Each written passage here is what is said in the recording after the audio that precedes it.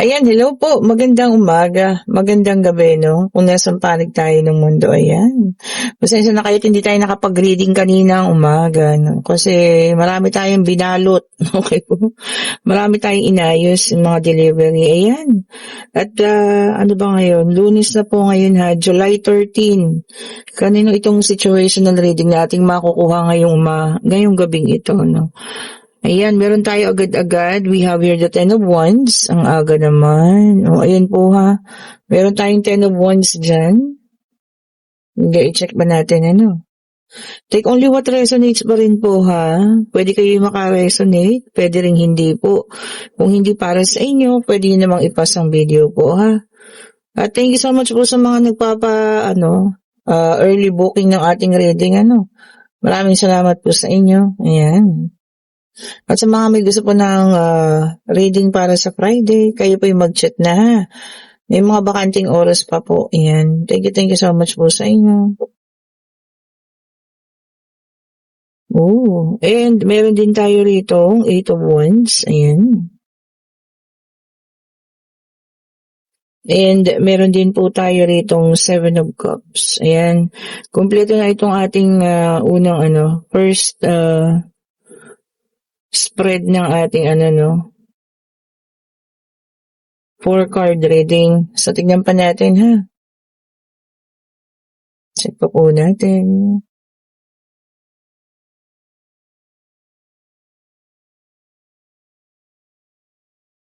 Okay. So, meron tayong the Judgment. Okay po. And we also have here the Nine of Cups. Ayan.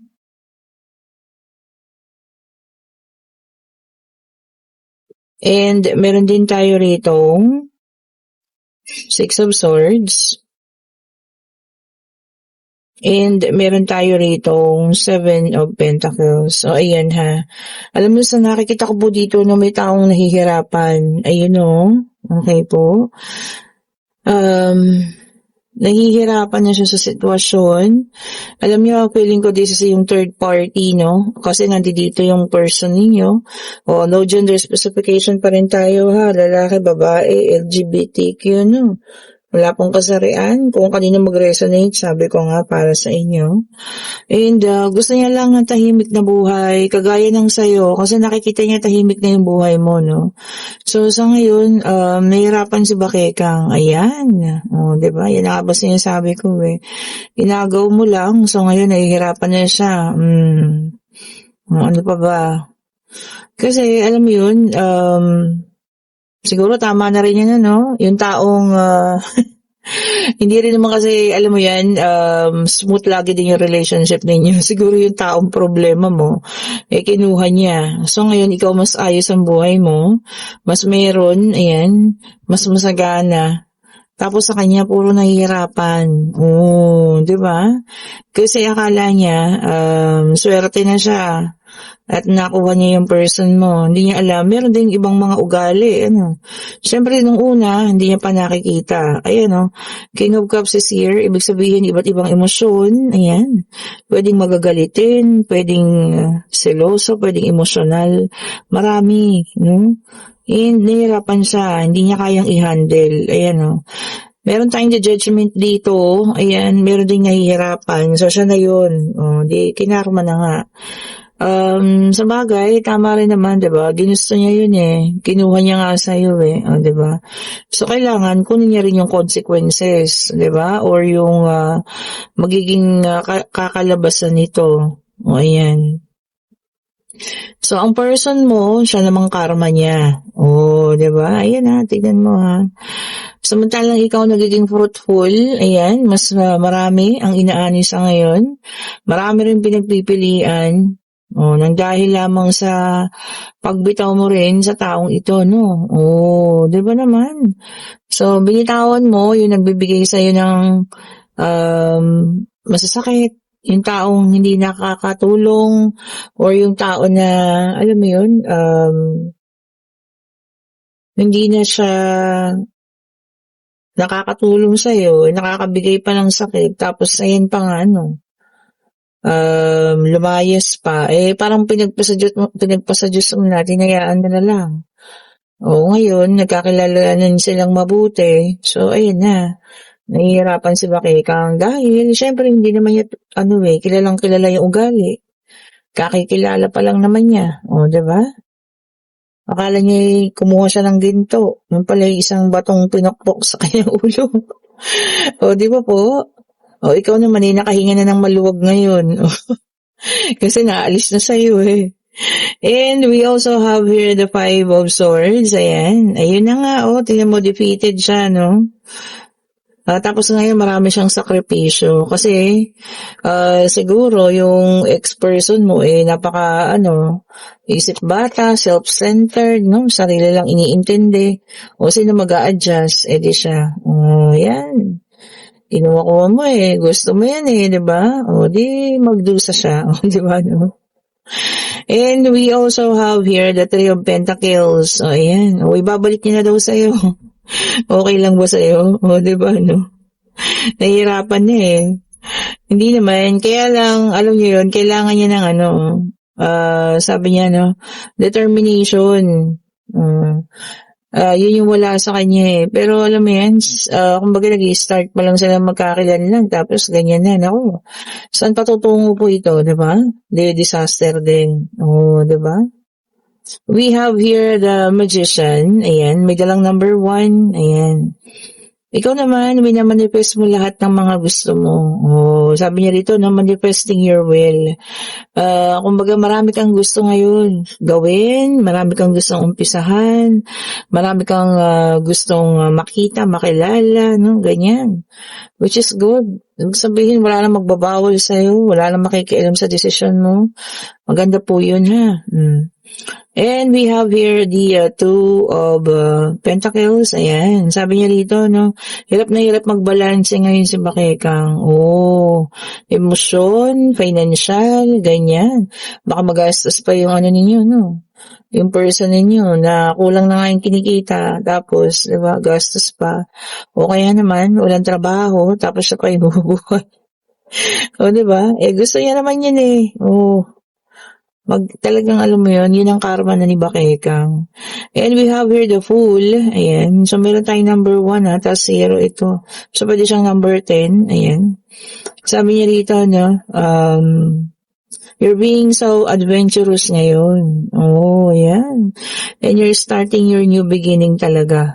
Panibago to, ha? Maganda naman, di ba? So, this is, kumbaga, you and versus Bakeka sa nangyayari sa ngayon. Karga-karga niya ngayon yung mga, and we have here the Three of Swords. Ayan, sabi ko nga sa'yo, no? Karga-karga niya ngayon yung sadness, unhappiness, no? Akala niya magiging masaya siya kasi nasa kanya na, pero hindi, di ba? Marami palang malalaman, maraming matututunan, sabi ko sa inyo sa umpisa lang din naman masaya. Pero pagdating ng di ba? Nagkakilanlan na, nakita yung mga ugali, ito na. And we have here the Knight of Swords. Ayan. Okay, this will be a big changes, no, para sa'yo. Ayan, malaking pagbabago. So, kasi mas nakita mo na mas okay pala yung buhay mo nung nawala siya, no. So, ibig sabihin, kaya tinanggal yun ng Diyos sa'yo kasi, alam mo yan, siya yung pumipigil sa mga blessing na para dapat dumating sa'yo. Ngayon, kinuha nung isa. Di siya ngayon yung naghihirap. And we have here the Two of Cups. Ayan. Sabi niya rito, no, attractions. Maraming na-attract sa'yo ngayon. Maraming nagkakagusto. Yun. Diba? Siyempre, mas maayos ka ngayon dahil ang sarili mo lamang ang iyong iniintindi. Diba? Walang iba. Kumbaga, focus tayo ngayon para sa sarili lang. Tama po yun. Siyempre, self-love. Diba? Unahin yan. Self-care. Yan po dapat, ha. Nakaalis ka na doon, ibig sabihin, huwag mo nang balikan, ha. Nakikita mo ngayon, siya ngayon yung naghihirap, hayaan mo siya. Ito na. Nandito tayo sa pangatlong deck. Ito pa yung pwedeng sa inyo, pwedeng kanya, pwedeng kung kanina man, ha. Take only what resonates pa rin po. Ayan, tingnan na natin, And meron tayo rito, earth sign, the world, ayan. Ito para sa lahat kung kanina man mag-resonate. Ang mga earth sign po ay Taurus, Virgo, and Capricorn, ayan. Sabi niya rito, no, fulfillment. Oh, di ba? Yun ang maganda, no? Satisfied and fulfilled. Kumbaga, sa sarili mo, okay na. Nakuha mo na lahat, di ba? Or nag-uumpisa ka na sa mas maayos, mas maganda, naalisan mo na yung mga hindi magagandang mangyayari. Kumbaga tapos na, o 'di ba? And fulfillment is coming. Ganda nun ha. Okay, sige, tignan pa natin. Check pa po natin ano. Ito. And we have here the Seven of Pentacles ulit, Earth sign na naman, Taurus, Virgo, and Capricorn. Sabi niya rito, no, hard work. O, diba? Talagang super sipag ang iba sa inyo ngayon. Kahit tag-ulan, o diba po, no? Kahit mahirap bumiyahe, trabaho pa rin. Kung ano man ang inyong trabaho, ha? Sipag lang talaga. Yun ang pinaka-basic na puhunan, eh, no? Oo, namamayani yung mga earth sign, ha? So, meron tayo ritong Two of Pentacles, earth sign ulit in reverse. Okay po. O, yung iba naman sa inyo, ha? Nagkakaroon ng frustration. Ayan, bakit? Baka mali-mali ang mga nagiging desisyon, napo-frustrate, ganyan. Pag-isipan po mabuti kasi, no? Bago tayo mag-desisyon kung ano pa man yan. And we have here the Five of Pentacles, Earth sign ulit. O, tignan nyo naman, Quadro de Jack. Ayan, 4 na beses lumabas. And sabi niya rito, no, naka-reverse ang ating Five of Pentacles. Sabi niya rito, recovery from loss. O, yun na maganda. So, makaka-recover na, no, maaaring sa pagkalugi, maaaring sa pagkawala ng trabaho. So, ito na, mag-start na ulit. Yan, very good. 'Di ba? Saan ba mag-uumpisa? 'Di ba? Saan ba dapat kundi mag-uumpisa ulit, 'di ba? Pag may natapos, dapat may pag-uumpisa ulit. Okay po. And we have with the Two of Swords, air sign na, Gemini, Libra, and Aquarius. Ayan. Naka-reverse ang ating Two of Swords. Sabi niya rito, no, indecisive. Naku, nahihirapan mag-desisyon. Sino ba ito sa inyo? Tsaka ano ba yun? Napagdidesisyonan ninyo. Kung napakahirap talaga siguro sa mangguni kayo, humingi kayo ng opinion sa mga kaibigan na pinagkakatiwalaan, ayan, kamag-anak, no, magulang, o kapatid, no, o sino man. Para, alam niyo yun, makita niyo yung talagang dapat na yung pagdesisyonan kung ano man po ito, no? O, ayan, tignan nga natin. And we have here the Sun, fire sign, Aries, Leo, and Sagittarius. Ayan. Sabi niya rito, no, yung iba sa inyo, may mga delays. Ayan. Pwedeng sa kaperahan yan, may mga delay. Merong madidelay din kung ano man itong iniintay ninyo, no, visa, ayan, trabaho. O, ayan, may kaunting delay po ha, because siguro dahil sa weather, ano, mga orders, may delay din. O, kung ano man po yan ha. Maghintay, habaan ng pasensya. Darating naman, delay lang. O, diba? And meron tayong the Tower, fire sign ulit ito. Ayan. Sabi niya rito, no, disaster. Naku po.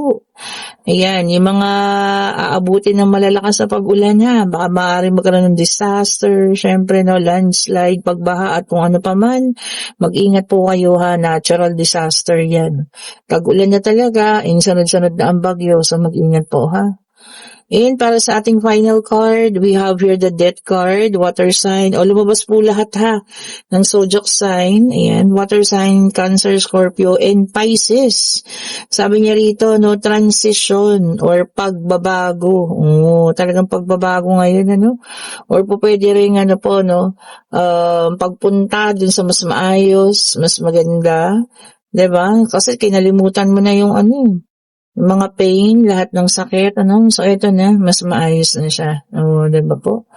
Minsan hindi natin maintindihan, diba? Bakit kailangan pagdaanan yun? Pero pagkatapos nun, ano, saka mo lang maintindihan, kinailangan ko palang pagdaanan yun para mapunta ako sa mas maayos, diba? At mas maging maganda yung pakiramdam, mas kalmado. O, diba po? May lahat po ay may dahilan kung bakit nangyari. O, pwede na kayong magtanong ha. Pag-ibig, pangyayari, financial, ayan. Kung ano man ang gusto niyong malaman, kung ano man po ha, ang gusto niyong malaman, Divine Universe, anong isasagot mo po sa kanilang katanungan? Isa lang po ha. Isa lang po. Isa lang po ang inyong isagot. Eto na, tignan natin, ano? Ayun na. Oh, and yes. Oh, ang sagot ha. And kasaganaan po para sa ating lahat. Ayan, oh, shower of blessings. Saluhin natin yan ha. Sa patuloy na paglakas ng ulan, sana nga, no, patuloy din at mas maraming blessing ang dumating sa atin po. Ayan, and kung kayo yung nasa situational reading, ano, na talagang alam niyo yun, problemados ngayon si Bakit Kang, hayaan nyo lang siya, 'di ba? Gusto niya naman yan eh. Anong gagawin niyo dyan? Siguro nababalitaan nyo lang ito, 'di ba? Napatong-patong yung pinoproblema niya ngayon. Eh, wala kayong magagawa po dyan. Total, gusto niya yan. Karma niya na po yan. So, ayun na. Kinakarma na siya. At dararapat lang naman siguro po, ano, dahil siya naman na may gawa. Ayan. Kung nagugustuhan yung ating reading, pa-like, pa-share, pa-subscribe and hit the notification bell para lagi kayong updated sa mga bagong videos na nare-release natin. At sa lahat po ng gusto ng ating mga bracelet, ayan, kagaya itong suot ko. Ang tawag po dito ay Blue Diamond. Ayan, oh.